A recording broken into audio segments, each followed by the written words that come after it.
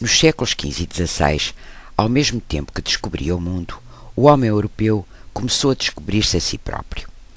Desenvolvem-se novos valores e uma nova visão do mundo, em que o homem é visto como centro do universo enquanto ser dotado de inteligência ou razão. Fazendo da razão e da experiência as suas ferramentas de trabalho, os humanistas do Renascimento procuravam um conhecimento mais alargado do homem e da natureza. O racionalismo e o espírito crítico afirmam-se em várias áreas, a que não escapa a esfera religiosa, dando origem ao movimento das reformas protestantes. A reação da Igreja Católica não se fez esperar e a Inquisição persegue violentamente todos os que eram considerados inimigos da fé, que atentavam contra os dogmas das Escrituras ou contra as verdades estabelecidas.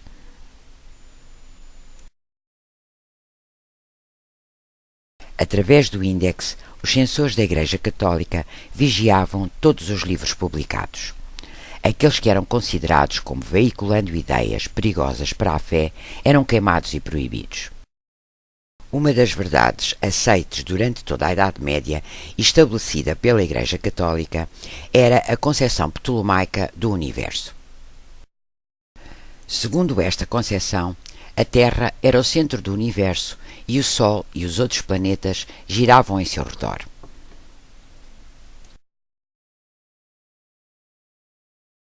Em 1543, no ano da sua morte, Nicolau Copérnico publica o livro da Revolução de Esferas Celestes, onde defende que o Sol está fixo e a Terra é que se move.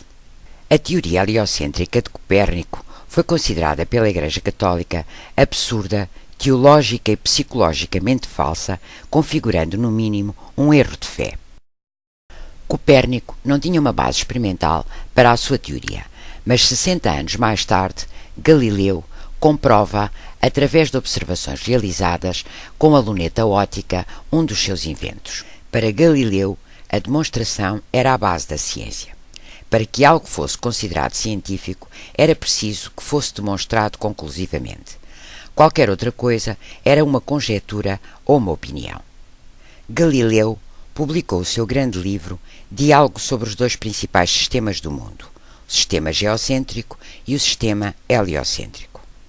Nele afirmava a sua imensa admiração por Copérnico, por sobrepor o que a razão lhe dizia ao que os sentidos lhe mostravam e que as Escrituras afirmavam. Em 1633, a Igreja Católica, através do Tribunal da Inquisição, condena Galileu por ensinar a teoria de que a Terra se movia no céu em redor do Sol. Segundo a Igreja, esta teoria era ridícula. Olhava-se para a Terra e ela não se movia.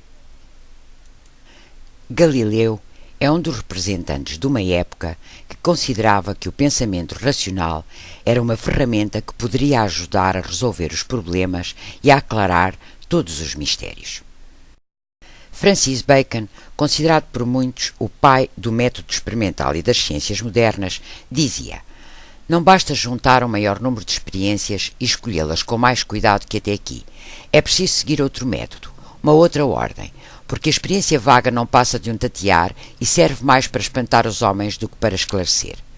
Mas quando ela caminha à luz de um método seguro e fixo por degraus e digamos passo a passo, então poderemos verdadeiramente ter esperança de fazer úteis descobertas.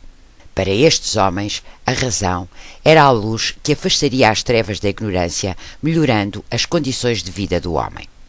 É o movimento iluminista dos séculos XVII e XVIII, misturando o empirismo e o racionalismo como única forma de se obter o conhecimento.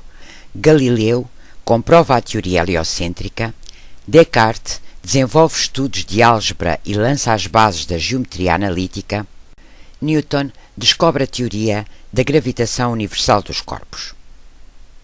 A mesma força que fazia com que um corpo caísse em direção ao solo era responsável pelo movimento de rotação da Lua em redor da Terra. Pascal e Torricelli ampliam os estudos sobre a pressão atmosférica. Benjamin Franklin desenvolve um conjunto de ensaios sobre a eletricidade, continuado pelas experiências elétricas realizadas por Galvani. Lavoisier descobre o oxigênio e a composição química do ar e da água. Na medicina, Harvey descobre a grande circulação do sangue. Jenner inventa a primeira vacina, a vacina contra a varíola. Nos finais do século XVI e nos séculos XVII e XVIII, as invenções sucedem-se. Janssen inventa o microscópio em 1590. Galileu, o termómetro em 1590 e a luneta astronómica em 1592. Em 1623, Pascal constrói uma calculadora mecânica para auxiliar os cálculos matemáticos e Torricelli o barómetro em 1644. O primeiro relógio de pêndulo é apresentado por Huygens em 1654 e Papin patenteia em 1679 a invenção da marmita de pressão. Em 1701, Jethro Tull dá a conhecer a sua máquina de semear e Newcomen inventa a primeira máquina a vapor em 1712. Em 1768, Hargreaves patenteia a spinning jenny, uma máquina de fiar, e em 1769, James Watt aperfeiçoa a máquina a vapor. Em 1783, os irmãos Montgolfier realizam perante uma grande assistência o primeiro voo de aerostato ou balão de ar quente.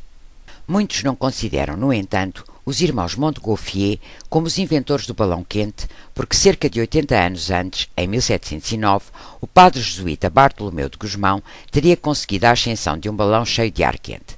No entanto, face à ausência de provas, não se sabe se o balão de Gusmão chegou de facto a levantar voo. A curiosidade do homem do século XVII e XVIII leva-o a explorar novos territórios. Grandes viagens de expedição, como as do capitão James Cook, dão a conhecer a Austrália, a Nova Zelândia e grande parte das ilhas do Pacífico. Em termos científicos, fizeram-se tantas descobertas que se tentou reunir todos os conhecimentos da época na primeira grande enciclopédia compilada em França pelos escritores Diderot e d'Alembert. Os enciclopedistas procuravam compilar todo o conhecimento humano, das ciências às artes, passando pelos ofícios, num sistema cujo fundamento era a razão. Mas a enciclopédia não representou só um esforço de organização do conhecimento humano. Nela, os filósofos iluministas, como Rousseau e Voltaire, exprimiam as suas ideias, entre as quais se encontravam críticas à organização social e ao poder político. Voltaire defendia a tolerância, escrevendo: possam todos os homens lembrar-se que são irmãos, que devem ter horror à tirania exercida sobre os espíritos. Rousseau apresenta por seu turno o conceito de soberania popular. É verdade que cada um, quando vota, exprime a sua própria vontade, mas é do número total de votos que resultará a vontade de todos. Através do voto será exercida a soberania popular. Em 1748, no seu livro O Espírito das Leis, Montesquieu enuncia o princípio da separação dos poderes. Quando na mesma pessoa ou no mesmo órgão político o poder legislativo está reunido ao poder executivo, não há liberdade. Também não há liberdade se o poder judicial não estiver separado dos poderes legislativo e executivo. Alguns dos monarcas europeus aderiram aos ideais iluministas, como é o caso de Frederico II da Prússia, que dizia em relação à religião: é evidente que o soberano não tem qualquer direito sobre a maneira de pensar dos cidadãos. A tolerância é tão vantajosa para as sociedades onde se estabelece como a felicidade do Estado, e evita as guerras civis. Escritores e filósofos como Voltaire e Rousseau defenderam ideais que ainda hoje perduram: liberdade de pensamento sem censura e a igualdade de oportunidades. As descobertas científicas e os ideais iluministas foram-se espalhando pelos círculos de intelectuais de toda a Europa, apesar das perseguições da Igreja e da resistência das crenças e tradições populares.